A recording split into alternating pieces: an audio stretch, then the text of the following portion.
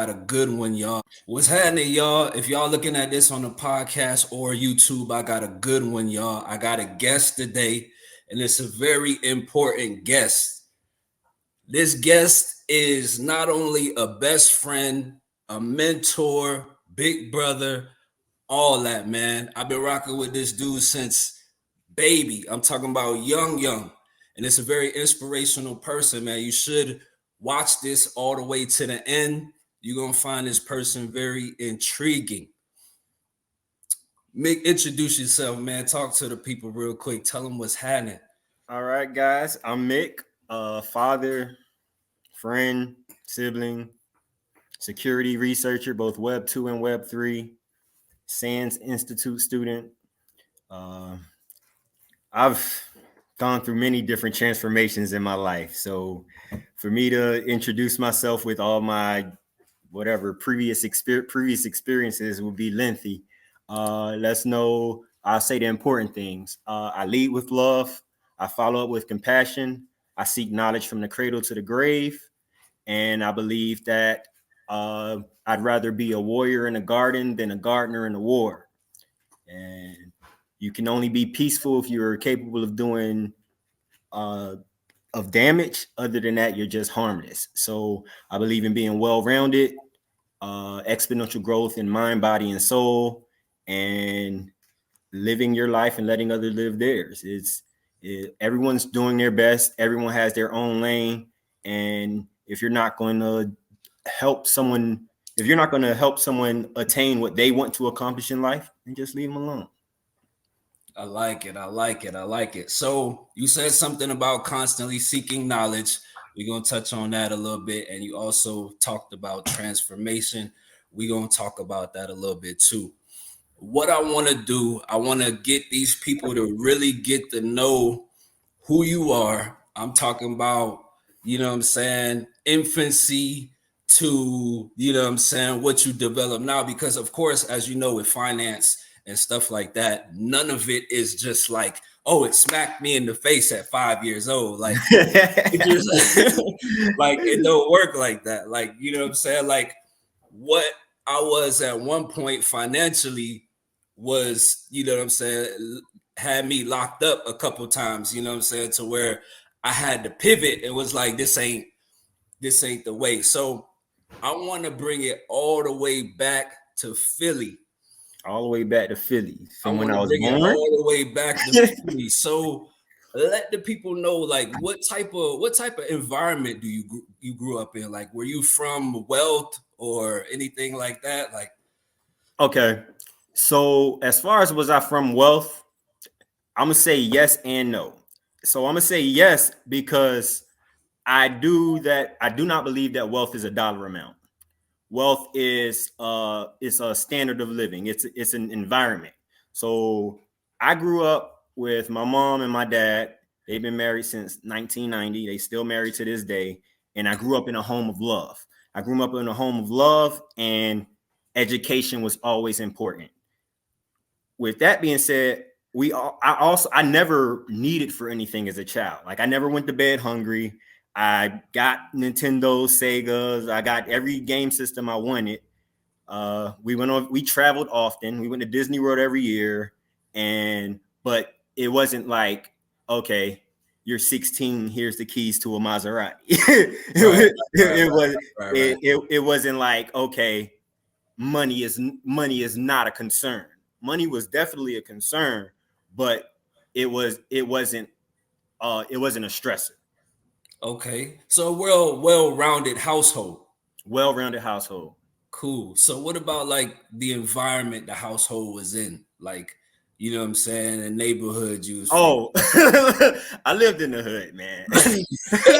So I was born in Philly, which the whole city of Philly is pretty much a hood.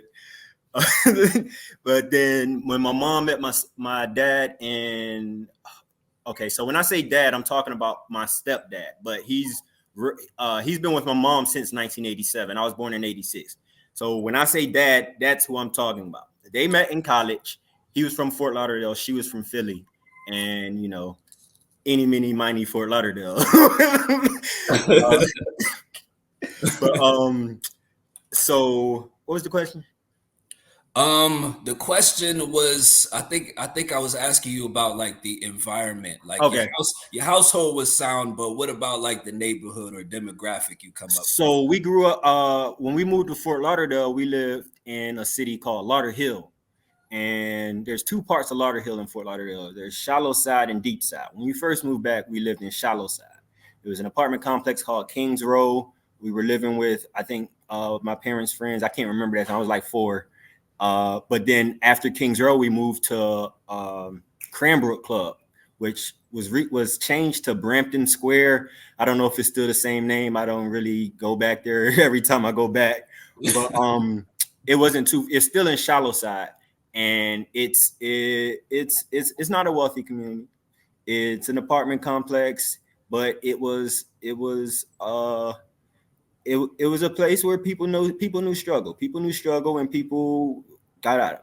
Once we moved from Cranbrook, we moved over to Deep Side, and in the villas, and so in the villas, we got robbed multiple times. Mhm.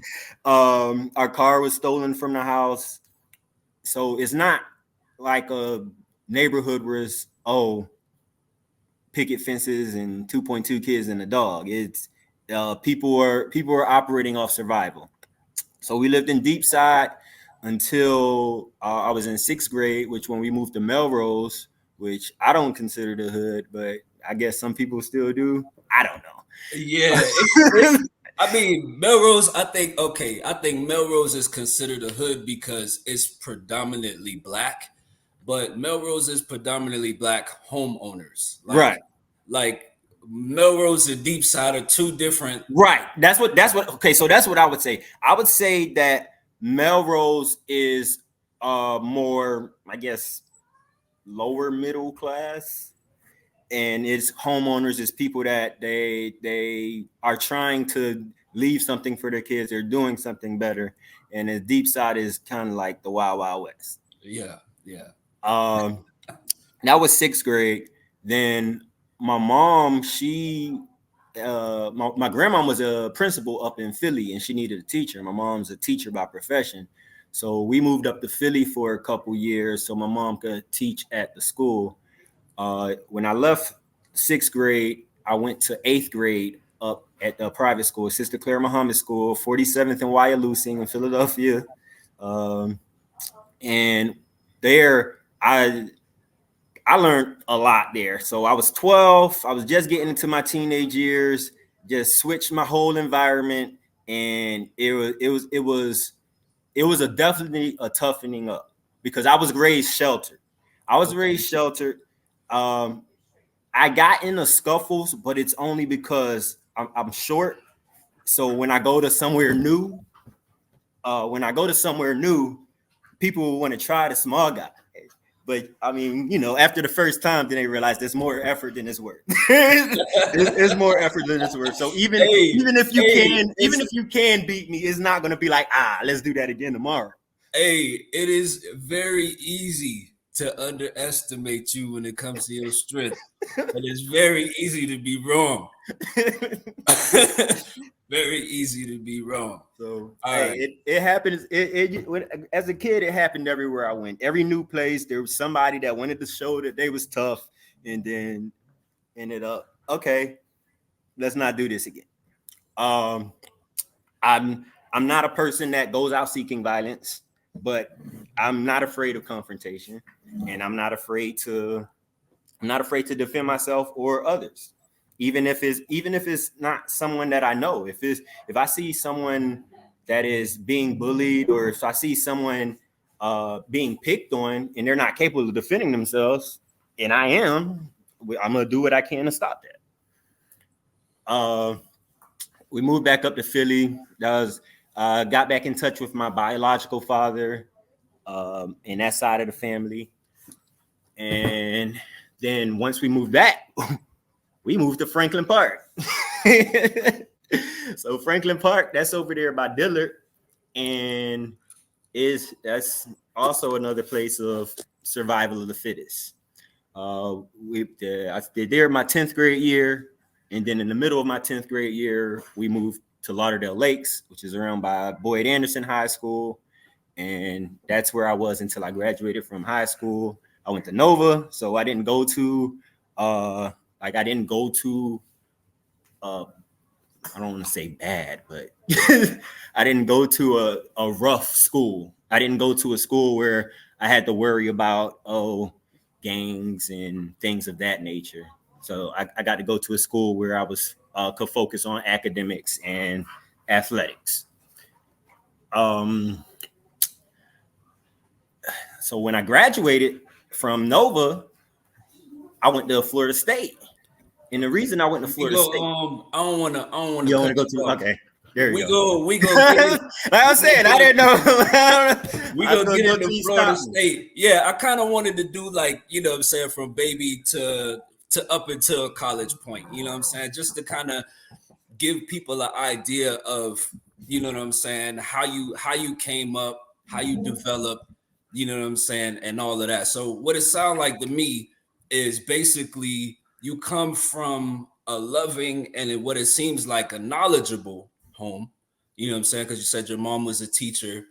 So it seems like academics and love was important in the household. Absolutely. But it sounds like you had rough environments. Correct. Okay. I mean, you know what I'm saying? So that's another thing that I feel like is important to this. I want everybody that's listening to this to understand that your environment does not identify who you are or what Correct. you're going to become. No, I'm a big advocate, and I'll say example of that. You can either become a product of your environment, or you can make your environment a product of you. Because even in our grown years, back when we lived in Larkdale, that was in the hood, but it wasn't anything like it was a place of love. It was a sanctuary for people that one moment, let me put this dog in a cage.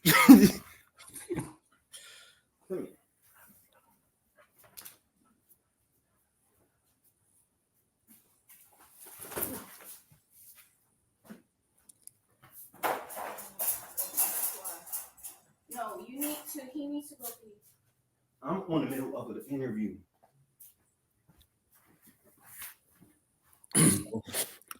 So, what was the question?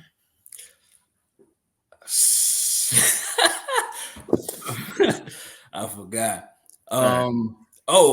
It was I know I said something about something about the mixture of education with And love. and love with the environment.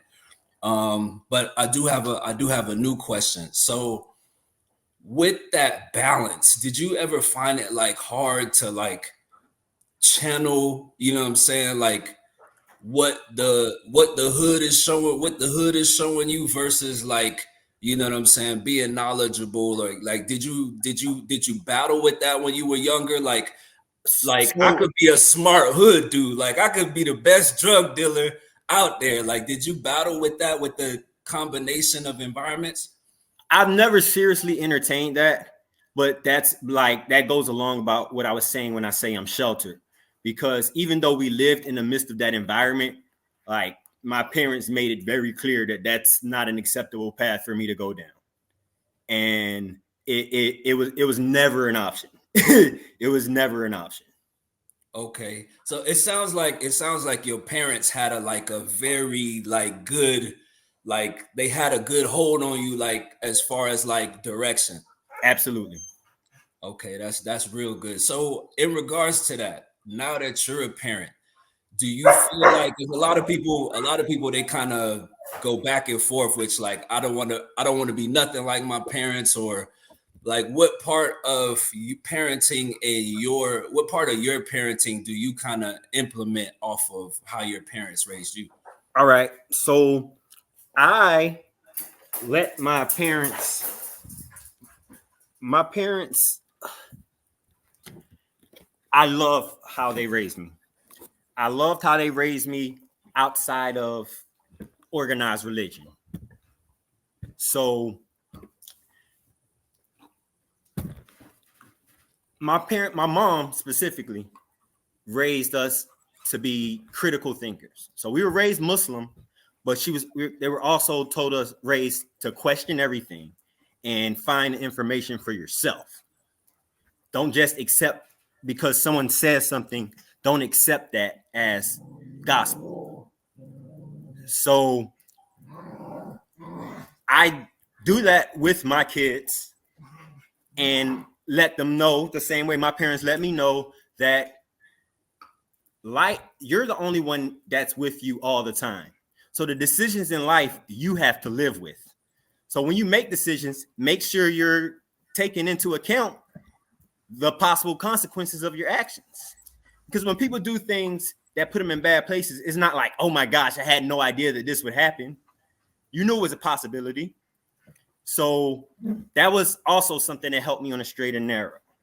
And that's also something that later on in my adult life, I've been able to focus on and harness on and focus on the picture of this is what I want. This is what I want. This is what wealth looks like to me. And these are the non-negotiables in my life. So what do I do to make my life look like that? So, okay, cool. For example, dollar amount, I might not be considered wealthy yet, but I like the word choice. I like that. But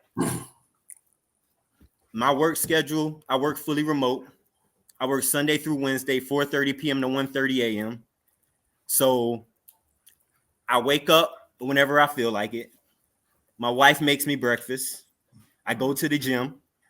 I come back. I talk to my son on the phone before I start work.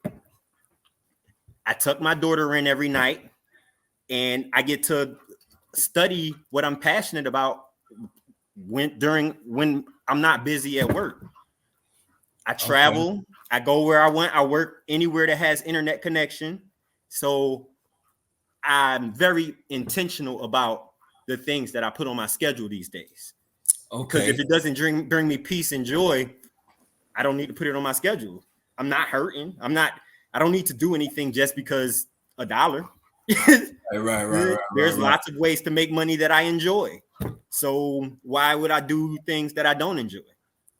And so, like, okay, so when did you actually like come to that level of peace? Because I know for me, you know what I'm saying, I've been at points in my life where, you know what I'm saying, I mean, shoot, you'd have been there with me.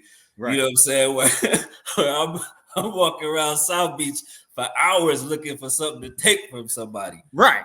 But you know what I'm saying? I developed more, you know, more knowledge, more, I guess, respect for my own self, you know what I'm saying, to be able to, you know what I'm saying, develop another path or find, you know, legitimate or logical ways of handling it. Did you have like a pivotal moment, or that's something you kind of always like? I did have a pivotal moment. And to be honest, it was after COVID happened. So actually it was things that led up to that as well. So you know, I joined the Navy late. I joined the Navy when I was 26. So when I say late, most people join right out of high school, but I joined when I was 26. And I didn't join because I didn't have any other options. You know, we were doing the party promoting thing. We were throwing parties, and I was at FAU studying mechanical engineering. I already had my associates in electrical electronics engineering, and I was studying mechanical engineering. Bruh. So when I went there, it was my ex-wife at the time. Well, my ex-wife, she, even though we were making money party promoting, she was concerned if something, after she got pregnant with Wakil, she was concerned about medical bills and things of that nature, because we didn't have any benefits from that. So that kind of spooked me a little. So I was like, all right, what's something that I can do that's immediate that gives benefits? So I went there, took the ASVAB, got a 98, and I was supposed to be a nuke. So I was supposed to be a nuclear propulsion plant operator, and I went to the Navy. And in the Navy, I say that if you don't know what you want to do in life, the military will help you figure it out. You could find out that it's for you. You could find out that you love it and you want to do that as a career. And it's a great career. I know lots of people that are in it and are almost close to retiring or have retired. And then there's people that they're like, okay, I came, I experienced, I'm grateful for this experience, but nah, I can't do this anymore. And it helped me develop a plan. But when I was on deployment on the aircraft carrier, that was when I say I've been through hell and back, that is what I'm talking about. Because it was, and relatively speaking, it wasn't even a rough deployment, because I've heard of other deployments where like toilets stopped working and like other crazy things like that. And nothing that extreme happened, but the constant, like, imagine going 7 months without touching the ground with your bare feet, or imagine having to wait in line for hours at a time to do basic things like shower. So you just work 14, 15, 16-hour shift. Now you have to wait 2 hours to eat dinner, which is breakfast. And then, but the food that you eat is not going to be good because they have to mass make it. It's a lot of people on the ship. Mm-hmm. There's over 5,000 people on the ship. So you have to, you have the line. This is your eggs come from a box. They have air bubbles in it. The waffles aren't cooked right or whatever. Then you have to go into the bathroom then you wait an hour to take a shower, and you have to go in it's a disgusting area. Like there's pipes of all different types of fluid over it. So if you're in a shower and something drops on you, most people are going to take another shower. like most like do whatever you want to do, but most people it. If you go, you're going to it is a very uncomfortable situation. You have like 90 grown men in one berthing. We're stacked 3 bunk beds. You're in a cubicle of 6, so there's 3 on each side, up and down. There's no room. It's at extended period of time you get hostile. I could imagine. Everyone starts getting hostile, then you start going back and forth, and then it's not good times. Okay, so I wanted to back up a little bit. It was a couple topics that I wanted to touch back on. You know what I'm saying? Because it seems like you have so much that you could talk about, you know what I'm saying? Like you could shed a little light on somebody looking to serve the country. You could, yep. You know what I'm saying, shed a little light on, you know what I'm saying, being from the hood. You could shed a little light on, you know what I'm saying, being versed with your education and all that. So speaking of education, that's where I want to go back to first. So freshman year, you going to Florida State University. Mm-hmm. Was that all scholarship or how? No, that was no scholarship. No scholarship. That was financial aid. Okay. that was no scholarship. So I graduated at 16 and I turned 17 in the summer, and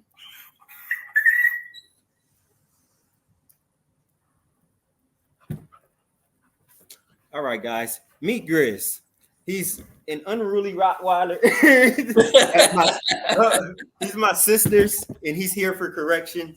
And that's who I've been, trying Fighting to calm down underneath the table because he won't leave me alone. Hey, hey, I see you, boy. You like.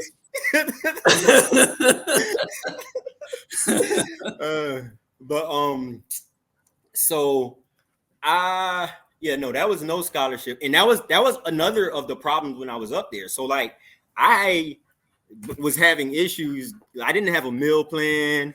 My parents were right on the cusp. Like they made too much money for me to get grants and things, but they didn't make enough money where they could take care of everything they need to take care of, including my brothers and sisters, and send me extra money to live outside. So that was an obstacle. But I'm a solution specialist, so we adapt, we overcome. I had a friend, people were like, we looked alike, and he had an unlimited meal plan. I was like, well, did you eat already? Let me get your ID. Go down, go use his ID, or like any other socials that had free food. I was at. That's how I ended up being at the illustrious elite modeling troupe. So I didn't always have confidence in myself or did think that I was an attractive person. So I went to this social specifically because they had free pizza. I was like, I don't care if y'all don't select me as a model. This is free pizza. So I went, and then they were like, oh, you should come try out. Da, da, da, da, da. I'm like, well, all right, whatever. And ended up making it. And that was actually a great lesson in confidence, because one of the ladies, I can't even remember her name, one of the girls, she was like, she wasn't even talking to me directly. She was talking to all the new people. She said, so when you're in a show, if you mess up, the only way people are going to know you messed up is by your face. She was like, I was walking in the show and my shoe fell off, and I just kept walking, turned back around. When I walked back by, I dipped down, pick it up, and walked up. So it's about improv. No one knows first. No one knows what's going on. Like, everyone is doing the best that they can. No one is like, oh, this is exactly how the world works. And that's because each person, how the world works is different for them, because how your interface with the world is what you're aware of, what you believe, and also what you believe about yourself. So if you don't believe that you can do something, it doesn't matter that you can't actually do the thing, because you're not even going to try. You're not with the energy required to accomplish that thing. Right. So with what you call it, with Florida State, you didn't graduate from Florida State. No, I didn't graduate from Florida State. I got kicked out after my first year. Okay. I went to Florida State. The reason I went to Florida State is because it was the furthest away in the state of Florida where I could still get in-state tuition. Like I said, I grew up in a sheltered home, and I wanted to know who I was. I wanted to see I knew who my parents' version of me was. I know that I'm capable of education and I know what I can do, but I wanted to figure out who I was. Okay. And I found out that I loved partying. So what advice would you give previous self? You just got out of high school. Now it's time to go to college. What advice would you give yourself now that you done, years later, you done did that? Would you still go the same route, or would you do something else? Okay. I probably wouldn't have went to Tallahassee. I probably would have went to UCF, because it's far enough away, but it's close enough. Yeah. So I could have had more support. And also another thing, I didn't understand the climate difference between Fort Lauderdale and Tallahassee. Oh yeah, Tallahassee cold, because I'm like, it's Florida. Tallahassee, yeah. So I had South Florida wardrobe up in the mountains, and when the winter came, yeah, that morning class that was on the opposite side of that was on the opposite side of campus, yeah, that's a negative Ghost Rider. I can't do that. I'm not fighting these elements like that. But you know, that's all. Those are all small things that could have been overcome. So, if I did go to Florida State and I gave myself advice, it would be you could do both. You could party and you could still take care of this. But back then, you know, I wasn't as balanced. I was very polarized. I was either this or this. I wasn't. I worked towards my balance. Yeah. Same. Same. So you went to Florida State. That didn't work out. However, you do have degrees. So you it was a community college that you got your degrees from? Yeah, I have my associates in associates in electrical and electronics engineering from Broward College, and I'm finishing up my bachelor's. I actually graduated in December with my bachelor's in applied cybersecurity from SANS Technical Institute, which the only degree program they have is cybersecurity, and they are the premier cybersecurity training company in the world. So each module of this course corresponds with the international certification. Mm-hmm. So I got my GISF, which is my information security fundamentals. I have my foundational for cybersecurity technologies. I have my security essentials. I have my certified incident handler. And then yesterday I just got my Python coder. I have a couple more, but that's another reason why I picked this program, is because, okay, not only am I finishing up this degree, I'm learning great about cybersecurity, and I have these international certifications that, you know, anytime you can get an international certification, that sounds like a good idea. Yeah.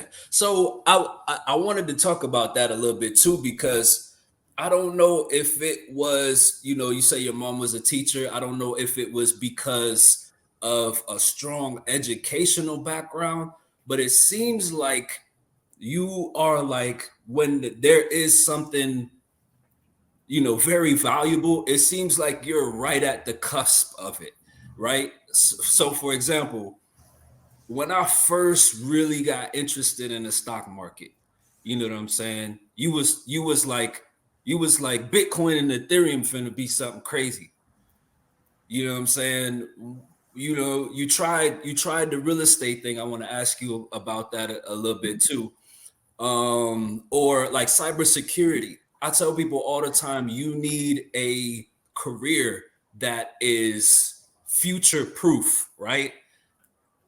Truck driving back in the day, that was a check. You don't got to go to college. You take a 6-month course. You could take care of your family. Your wife don't even got to work. Driving trucks, come back. You know what I'm saying? Now it's obsolete, or in the future there won't be any truck drivers.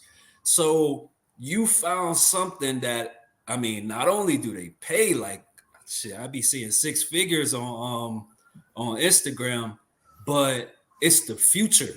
It's not going anywhere. Right. And you don't gotta leave your house to do that either, do you? Nope. So you asked how I'm there, and it really begins with awareness. So if you put yourself in a bubble or in a tunnel or a vacuum or anything that you're just, okay, I'm just focusing on this and I'm not paying attention to what's going on in the outside world, you can 1000% accomplish that thing. But until you look and see how it applies with the outside world, it can be relevant or it can be irrelevant. It leaves it up to chance. But for example, cybersecurity. How I got into cybersecurity, let me tell you this, bro. So you talked about Bitcoin and Ethereum, and I remember 2017. I was still in the Navy, and Bitcoin went up to 17,000. And everybody's losing their mind about Bitcoin. And I'm like, what the hell are y'all talking about? Bro, I was the same. I was like, bro. I mean, by the time I heard about Bitcoin, it was already like 50,000 or something crazy. Like, but I was like, oh man, like I'm just now learning the stock market, man. Like, y'all try to throw some other BS at me. Like, I don't care nothing about this crypto crap. Like, I would ask people, I was like, you've heard of Bitcoin? They're like, yeah, one of my college roommates used to buy coke off the dark web with Bitcoin. I'm like, well, that doesn't help me. So then I'm asking people and they're telling me things. And I'm like, this has nothing to do with what Bitcoin is. So I'm like, all right, let me Google this. So I'm like, what is Bitcoin? It said, Bitcoin is a cryptocurrency. I said, what's a cryptocurrency? It said, cryptocurrency is a digitally secure digitally secure asset based on blockchain technology. What is blockchain technology? So then it said blockchain technology is used mathematic cryptography to create a distributed immutable ledger to offer transparency and security in transactions. And you know, I always love math and science. So I was like, oh, I love it when you talk dirty to me. I said, I love it when you talk dirty to me. So then I was like, all right, what are the top cryptocurrencies? It had Bitcoin, which was 17,000. It had Ethereum, which I think was like 700 at the time. And then it had Ripple, which is like 23 cents at the time. And I'm like, what the hell is going on? Why the rage so big? So I was like, all right, well, the ship probably done sell for Bitcoin. I was like, Ethereum $700. I was like, I think my $50 a paycheck would do pretty well going to Ripple. So I started putting money aside every paycheck on Ripple. And that was while I was in the Navy. So I was still working long days and I wasn't doing anything outside of that. But when I got out the Navy, I knew that I wanted to be out the Navy. I didn't know what I wanted to do with my life, but I knew what I didn't want to do with my life. So I accepted a job with the DOD where I was still fixing aircraft electrician and electronics technician. And I was like, all right, I'm going to figure out what I want to do. So I started real estate because, you know, everybody gets rich from real estate, right?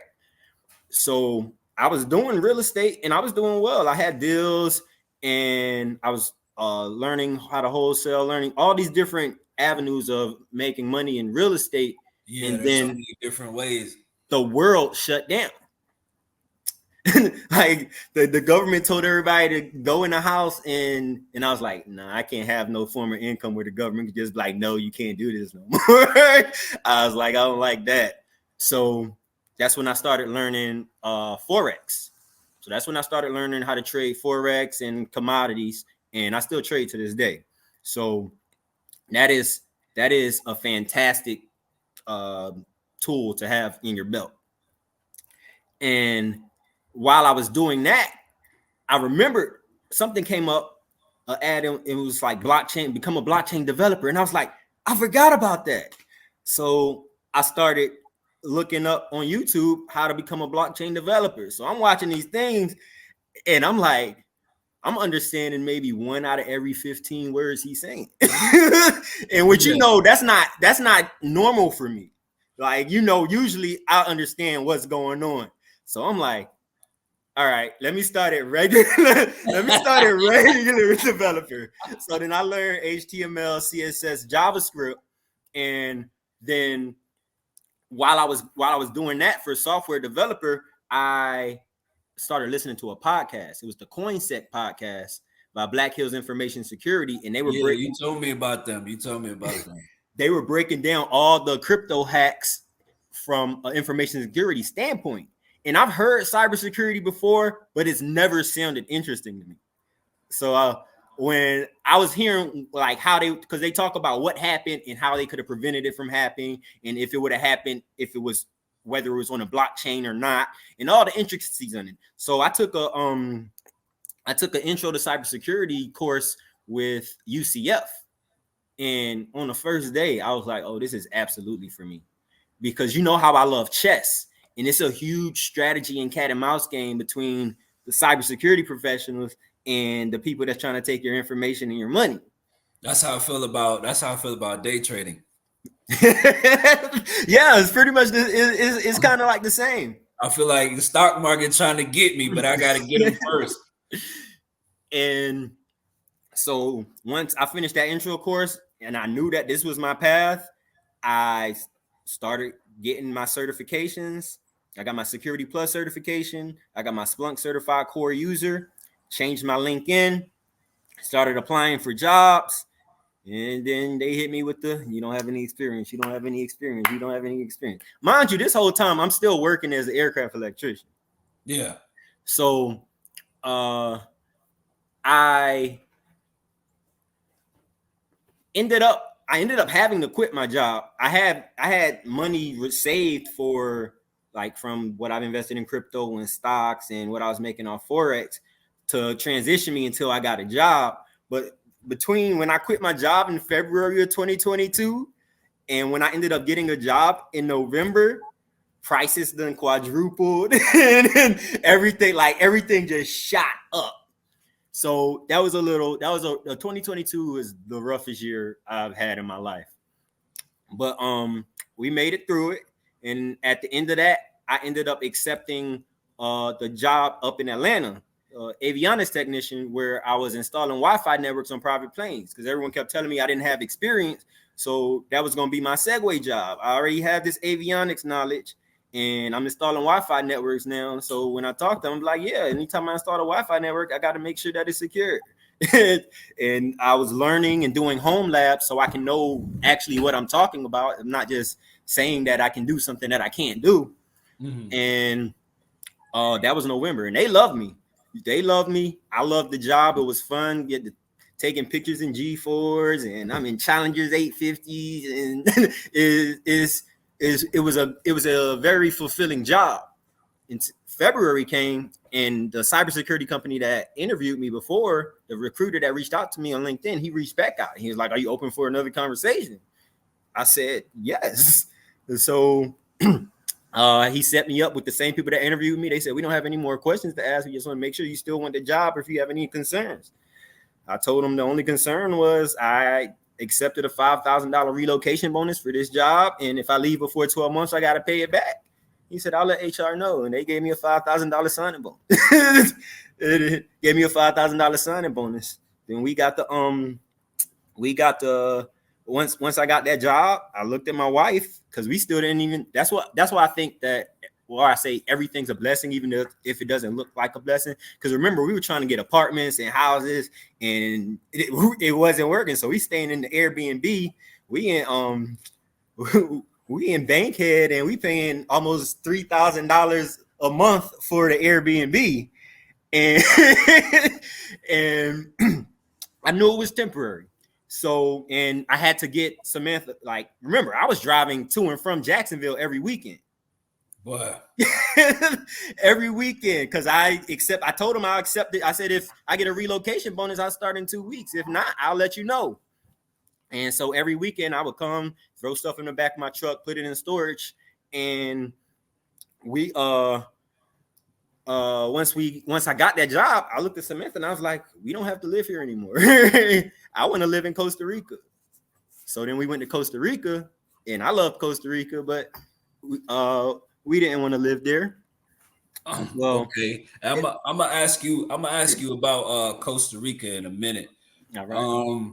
So it seems like in life, right? You've had a bunch of pivotal moments. You know what I'm saying? So what's your advice? I mean, I had a lot of pivotal moments too. You know what I'm saying? Like life-changing events, a lot of crazy different stuff happened.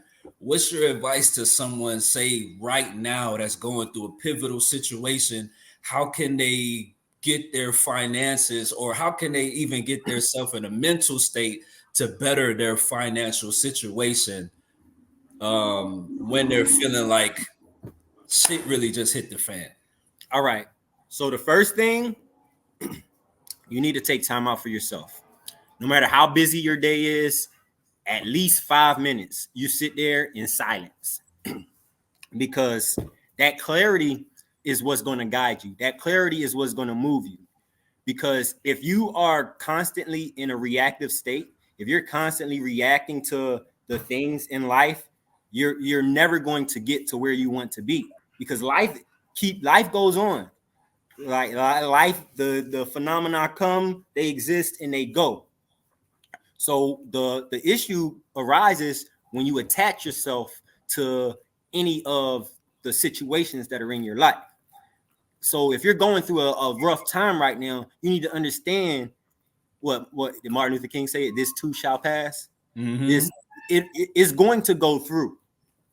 What you need to do is have a clear vision that you're working towards. Because if you have a clear vision that you're working towards, you can have peace. But if you don't know what you're moving towards, it seems all like chaos. Mm-hmm. If you know where you're going to get there. If you see what you want and you are making steps towards it, no matter how small, you do not understand the ground that you take over time. It's compounding, like compound interest. Penny here, penny here, penny here. Where did these millions come from? Yeah. And that's the most important part, because if you don't know where you're going, you can't get there. Yeah. Yeah. I mean, and one thing I found out, you know what I'm saying, like always being a hustler or entrepreneur, having, you know, side hustles or whatever the case is, I've always had amazing ideas. And I feel like everything I've done could have been to the most elite level. The only thing that I was able to tie to all of those really great ideas that could have been perfect is that I never stuck with it for it to get to that point. Right. And that's where, you know, learning about investing and learning about day trading and my YouTube channel, I'm only a quarter to getting monetized on YouTube. Like I still got like 700 followers to go, but it's that compounding. Like I just got to get to the next video was a change of mindset state for me to like, this exactly is a permanent, what you said right there. This is Focus a permanent on the next situation. step. Focus on the next step. Like you see the whole picture, but you focus on the step that you're taking right now. And you like there's the reason there's so much power in it is because there's going to be people outside. That's a terrible idea. You can't do that. No one's done that. Oversaturate. Like people are going to project their fears and insecurities onto you, but your path is not their path. So you have to be, if you're going towards something, you have to have passion about it. If you're working towards something and you're not passionate about it, you're doing yourself a disservice, because it's not going to work. You waste. And even if you do get it, you're not going to enjoy it. You wasting your time. You are wasting your time. I hear so many people, right? They'll go to college and it's like, well, what degree did you want? I don't know. Well, you shouldn't be signing up for that long if you don't know what you want to do. I mean, and don't get me wrong, you never have a clear picture. When I first started YouTube, for example, my goal was strictly YouTube. You know what I'm saying? But that's a goal in this, but that's what I'm talking about, focusing on the next step. So you didn't say, I don't know what I'm gonna do on YouTube, so I'm not gonna do anything. Because that's how people stay stuck. I want to do YouTube. What? I don't know yet. Cool. And that's how I like back to the blockchain. So when I was looking at, I was seeing that, because like you said, hustler, entrepreneur, solution specialist. How I was when I was listening to the CoinSec podcast, I said, okay, blockchain has a security issue. So let me be part of the solution.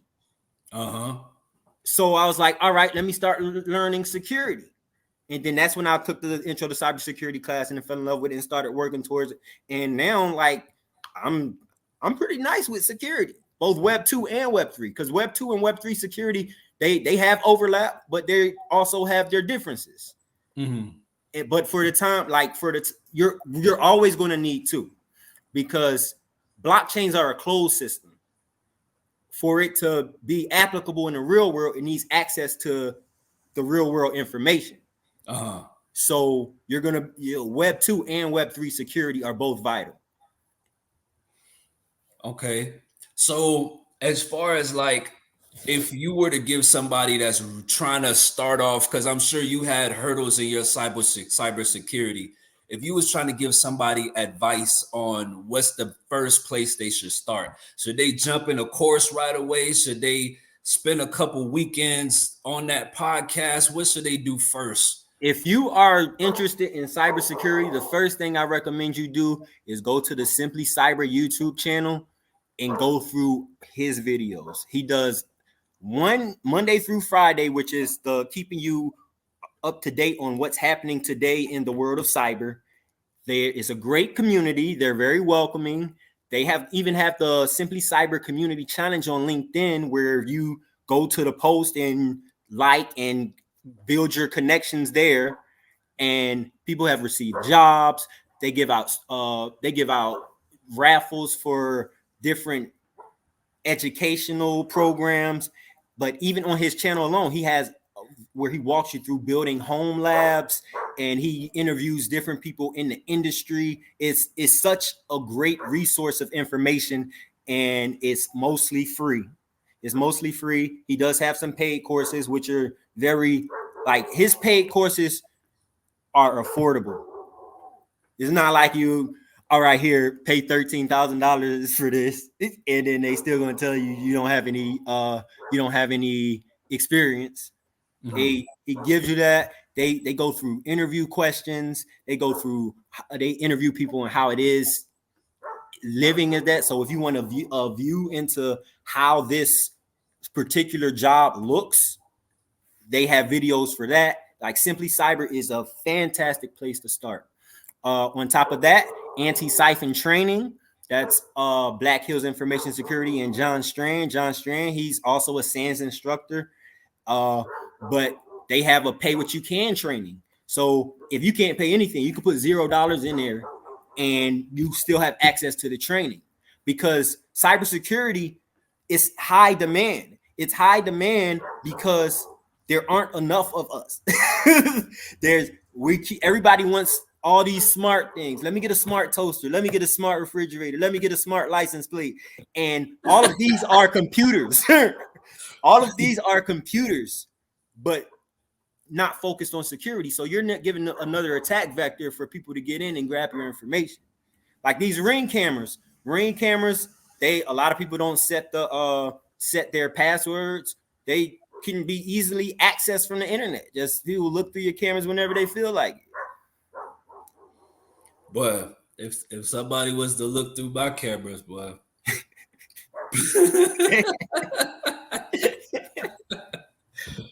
All right.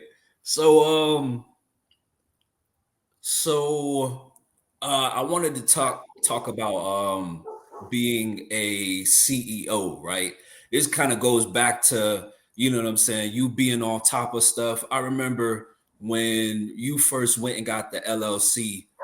I mean, we was young. That was stuff that was like way over my head. Like, I didn't know, you know what I'm saying? My stepdad was a hustler. He would sell purses and sell fruits. You know what I'm saying? I always thought business was, you know, transaction. I never thought of, you know what I'm saying, making it legitimate, getting these tax breaks, you know what I mean, doing it the official way. Right. And at a young age, you was kind of like, you know what I'm saying, we had a promotional company. Freeze Life Entertainment. Freeze Life Entertainment. How at a young age, well, I mean, you say you've been well educated, but when we started Trees Life, was it something that you kind of just knew off the top of your head, like, I have to get this at LLC, or was it like okay, well, we gotta, you know what I'm saying, let me continue, we had a company now, so let me start trying to, you know what I'm saying, research a little bit. Like, was it a figure out as you go, or was it like we doing this how it go? It was both, because I knew I didn't have all the answers, but I knew that LLCs were great for liability, and I knew they were great for tax.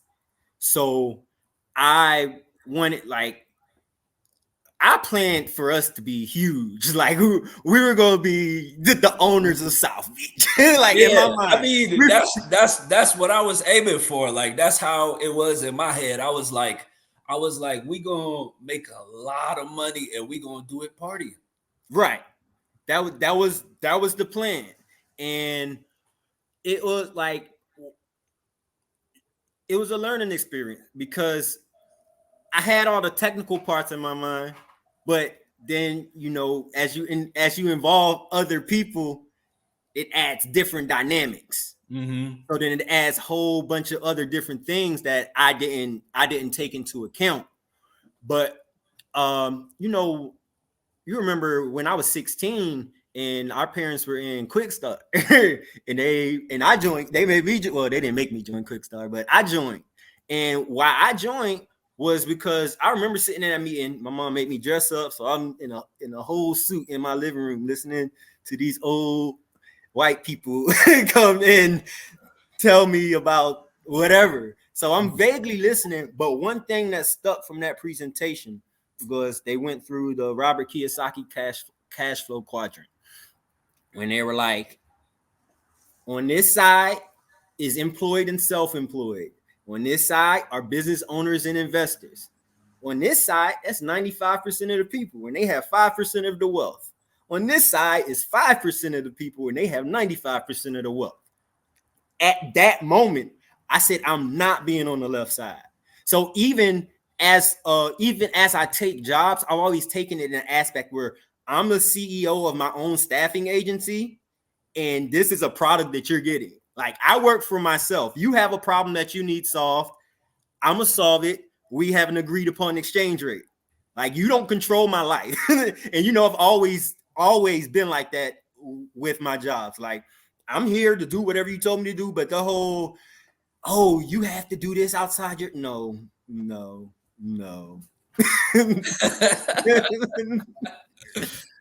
Hey, okay, so stock market or crypto, and tell me why.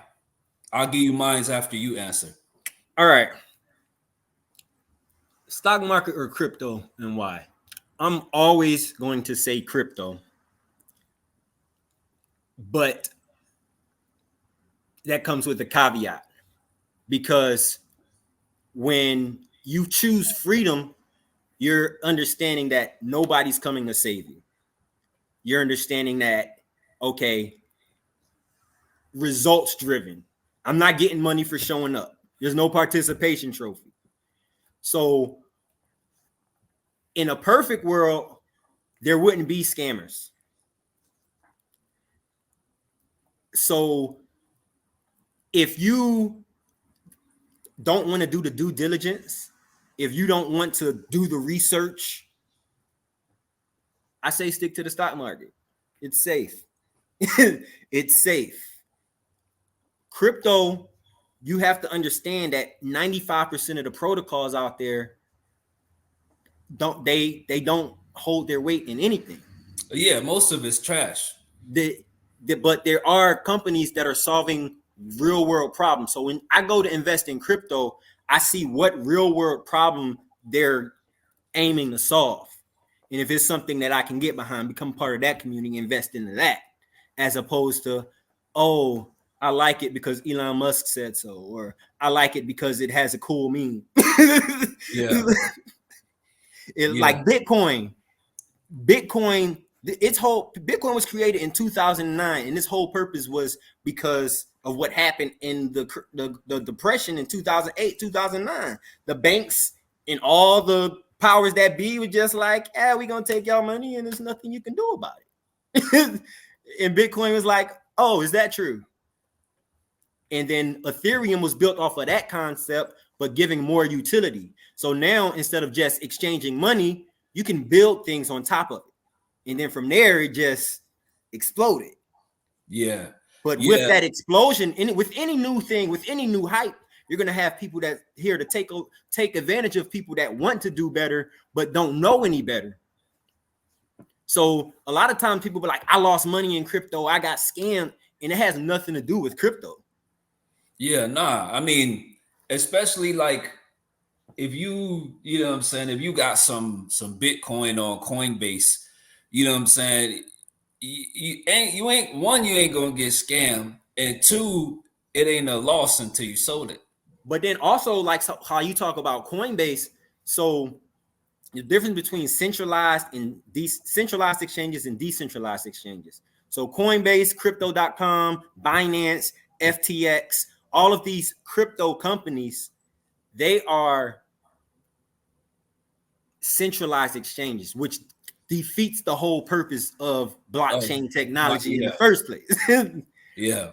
They are safe, and that's a great, like, so I take that back. Instead of the stock market, if you want to be safe, go to Coinbase and crypto.com. But with the caveat, you need to know the powers that be, they can't freeze Bitcoin. They can't freeze Ethereum. They can't shut them down. They can tell Coinbase and crypto.com, hey, freeze that account. If you have possession of your own funds and of your own keys, they have no power over that. If you are there, you're at the mercy of them, which we're talking about extreme cases, but that's just something to be aware of. Yeah. Yeah. I mean, it's valuable knowing that there is nobody but you and your keys or your password. Like there is no, you know what I'm saying? Let me run up, like everybody that has bars of gold have to give it up to the government type Right. thing. So it is a good feel of security of being, you know what I'm saying, the owner and not, you know what I'm saying, who nobody cares about FDIC assured because it's in my hands. I got it. It's I have access to it.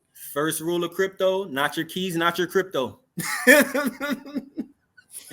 And that's happened to me. Like, it's all learning pain. So when I started out, it was an app, it was called CoinSeed, where I was paying the $50 for the Ripple. And then when everything started going back up, I was like, all right, let me start withdrawing. And the max I could withdraw a day was $250. So I had this problem where I'm withdrawing $250 every day, but each day I have more money in the account until they rug pulled. Then they just like, oh, because not your keys, not your crypto. So that's another thing about due diligence. Like, you learn your lessons. You learn lessons. You pivot and move. You can't let what some may consider as failures or losses to paralyze you or disable you. Nah, those are all learning experiences. Like Cost of doing business. It's a cost of doing business. Like the drip community. Right. I was putting like 200 every 2 weeks or probably 200 a month. Cause I'm, every day I'm going in there, I'm getting in 1%. I'm like, boy, this is crazy. I forgot about it at one point. I go back and I ain't had no funds in that thing. So what happened with Drip, and that's more of a guilty by association thing. That's only because it was built on the Binance chain, and that was crazy because that was my only concern going into it. I was like, why is it on Binance? Because I knew Binance was a centralized exchange. Yeah. So then when that thing happened with Binance, the price of Binance affects the price of Drip. So it didn't make Drip a bad product. We just had bad entry because Drip is still paying out the 1%. It's just the Drip as the coin is worth less in US dollars now. Yeah, but it's even with what you call it, like day trading. I started day trading probably September I started day trading in September, and I think the biggest downfall for me with day trading was it was probably like my fifth trade. I got 1,700 on that trade. And that trade was the biggest downfall because every trade after that was big losses. Every trade after that was big losses. He done went into the neighbor yard. Give me a moment. Come on.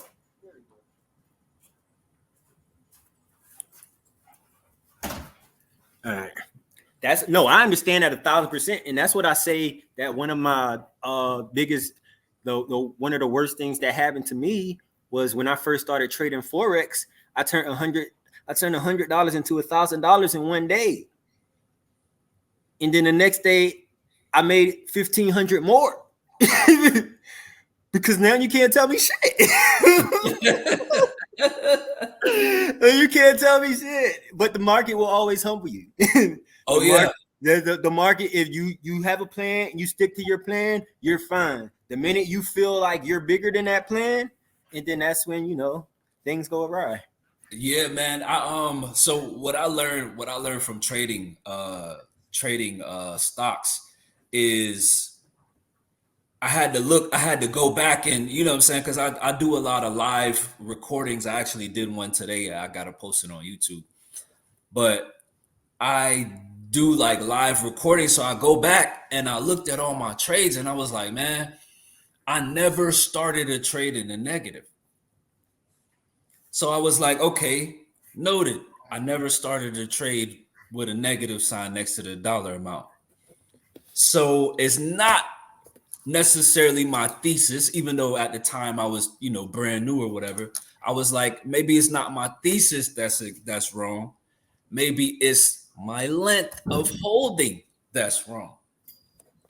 Maybe when it get to resistance, I need to get out. Yes, 1,000%. And that's what I realized as well. Trading Forex, I don't like holding trades long. It seems like whenever I hold trades long, it'll go up, and then I'm like, all right, it's gonna go up more, and it doesn't. It's when I go in, come out quick. So that's what I do now. And I mark up the charts, do technical analysis, and paying attention to what's going on, fundamental analysis, and be like, okay, it should come back and hit this, and then go up to here and out quick, fast, and in a hurry. Okay, so my followers, of course, they look at day trading all the time. But if any of my followers were interested in Forex, what is some knowledge you could drop on them about Forex? And I mean, obviously trading is very beneficial. You can make a couple $100 in a short period of time. But what are some like beginner or even advanced advice that you could give somebody trying to trade Forex? So my first, make a trade journal. So write down why you're taking the trade, how you feel when you're taking a trade, and go over that. So I hear trade journal all the time. Because then when you lose, you can review your losses and you can see, okay, what did I stick to the plan? Did I not stick to the plan? What happened? Like, don't get me wrong, sometimes the market does what the market does, but most of the time it's a personal misstep. Yeah. In my case, that was every time. Right, because you don't know what you don't know. So with that being said, the second thing would be get a mentor. Get someone that knows, someone that has been consistently profitable, and let them teach you. And I know there were a lot of MLM Forex things out there, and that's not what I'm talking about, because a lot of those, they make their money from recruiting, and the people that are teaching you how to trade don't know how to trade. So my high recommendation, his name is Sean Smith, and he's the founder of the Taco Squad. I think he may have changed the name to Obelisk Markets, but Taco Squad. And his goal is to teach you how to be an independently, consistently profitable trader. So he has live classes. He goes over how to interpret the fundamentals. He goes over Forex. He goes over commodities. He goes over crypto. If you ask him about stocks and options, he'll go over those, because the way we go about trading is institutional order flow. It's learning how to read the charts and understanding where big money puts their money. And then you're like, all right, here's your rocket ship. Let me just put my wallet attached to that, and you have a nice day, sir. Yeah. And there's many people that have come in, make great money. Like there was a guy, I think he was trading for 3 years or maybe 2 years before he got in. But last year he made $100 million trading. Like screenshots, receipts. You go into Slack and show it. Like he bought a ranch out in Colorado because he outdoors person. Yeah. And all he trades is the NAS 100. Okay. So that's the great thing about Forex. You don't need to know all the pairs. You can find a pair that you feel is for you, or a pair that you love, and just focus on that. You don't need to trade every day. And that's another thing too. When you are trading out of necessity over trading out of when you want to. So that's also something to write down in your journal. Like, do I feel like I have to take this trade, or am I excited about taking this trade? I ain't gonna lie, I'm excited every day. That's good. Now I have gotten to the point which I was very proud of myself. I gotten to the point where one day I just didn't trade at all. Like I just didn't trade. Like the market was just choppy. It was sideways the whole day, and I sat the entire day out. It was hard as hell, but I was glad that I developed. But that's the discipline you need, and that's how you know. That's what it's going to take to be successful. To know, all right, these are the conditions that I want present when I take my trades, and if these conditions aren't present, I'm not going to take any trade. And I don't feel no type of way about it. Cool. All right, so I want to talk about the self-sustainability move. Mm-hmm. And then we could go ahead and finish off with like whatever services and whatever you got to offer. You can let all the people know how they could connect with you or spend money with you or whatever the case is. But I could tell, I get a certain type of vibe where I see the cybersecurity. I see you're into self-sustainability. I'm getting the kind of vibe where you trying to make a lot of money and not have to pay nobody nothing. All right. So it's not that I'm not trying to pay nobody nothing. It's the amount of money is really irrelevant to me. Mm-hmm. What I want is pure, unadulterated freedom. And in this day and age, you need money for that. Right. So as far as self-sustainability, right now it's a global initiative, and we're looking at different mountain areas around the world to build self-sufficient communities. There's these homes, they're called earthships, and I heard about them. You can grow greenhouses. You can grow food inside of them. They provide electricity with the solar panels and wind power, cisterns to collect running water, and it's a completely self-sufficient home with a carbon neutral footprint. Is built into the earth. The walls are made of tires packed with dirt.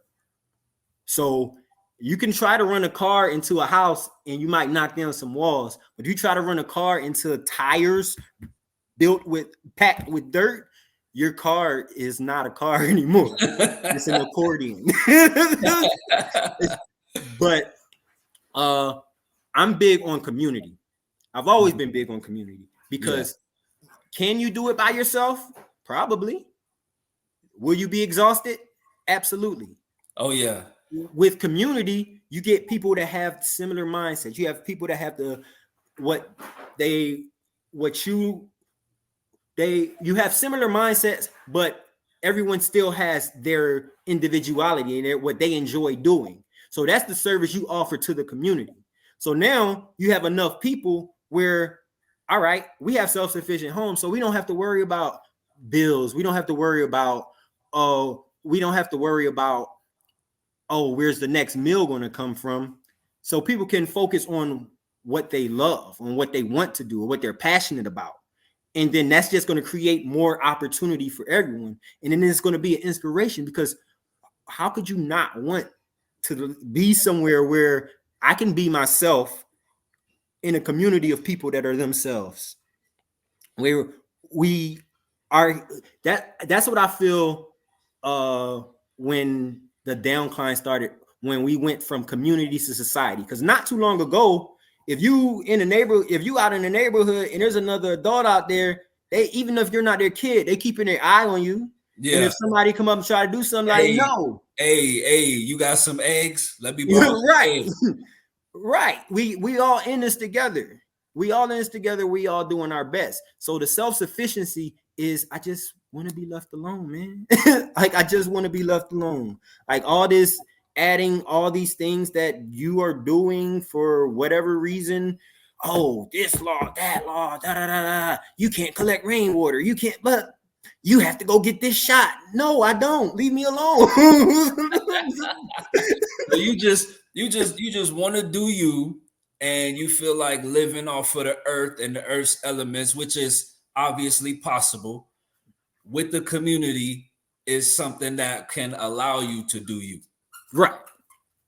So how does something like that work? Like, as far as, like, you know what I'm saying? Like, say you work, well, I guess if you work remotely, you still getting a paycheck. So you still got to pay taxes and stuff like that. Yeah. But you don't have to pay taxes on your land or where you're staying. Well, it depends. If you get land in America, yeah, you still have to get it, unless you get like a church exemption or religious structure. Like, there's different tax laws, so that's also something that I'm gonna be learning once I get more free time about the tax laws. But yeah, it's an all-encompassing thing. Like how I say, it's all connected. It's all connected. Okay.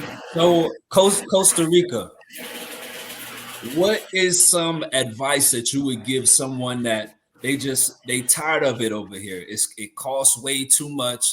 They want to live out of the country permanently. What is some advice that you would give somebody? Is Costa Rica the place? What should they do? And how do you? I can't say that Costa Rica is the place for someone. Like that. That all depends on the individual. The first thing I'm gonna say is let go of fear, because yes, the news and all the upbringing is gonna tell you that, oh, living outside of America is the end of the world. Like, there's nothing that you can, it's the worst decision you'll ever make. You'll be living in a hut, and that's not what it's like. There's lots of different places around the world that are great to live, that expats live all the time, that you can go and enjoy. It's just, you have to understand yourself. It all starts from self-awareness. What are my non-negotiables? What do I need? Like, the main reason we came to Costa Rica was because where we were staying, the internet was not as reliable as I needed to be working fully remote. But there's access to transportation, all that other things, that's what you have to determine. So I would say go visit. And when you go visit, don't just go do the tourist things. Go live, go rent an Airbnb or something in where the community, where people are, where they live there, and see what the experience is for that. Okay. So right now we about to wrap it up, man. I'm about to ask you, you know what I'm saying? And I'm gonna need you to send me all your links and everything so I could add it into the YouTube video and add it onto the podcast. But the last thing I wanted to ask you, for somebody young that they feel like they're lost. You know, it's easy when you're young to not really have a direction. Of course, some of your answer may be, find a passion, but is there a structure that you could give this person outside of, of course, find their passion could be anything, but is there a structure that you could give somebody, maybe like a generalized structure? Absolutely.